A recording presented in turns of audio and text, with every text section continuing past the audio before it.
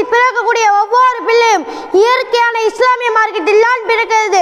அது நெருப்பு வணங்கியாக மாறுவதும் சிலை வணங்கியாக மாறுவதும் பெற்றோர்களின் கையில் தான் உள்ளது என்று அல்லாஹ்வின் தூதர் அழுத்தம் திருத்தமாக சொன்னார்கள். அப்படி என்றால் பிள்ளைகளின் எதிர்காலம் பெற்றோர்களாகிய உங்கள் கையில் தான் உள்ளது என்பதை விளங்கிக் கொள்ள வேண்டாமா? இன்னும் சொல்லப்படுகிறது, ஒவ்வொரு குழந்தையும் பிறக்கும் போது சைத்தானுடைய தீண்டுதலும் ஏற்படுகிறது, மலக்குமார்களுடைய தீண்டுதலும் ஏற்படுகிறது. சைத்தான் தீண்டும் போதெல்லாம் பிள்ளைகள் கெட்ட வழிக்கு செல்கின்றார்கள். இப்படி கெட்ட வழிக்கு செல்லும்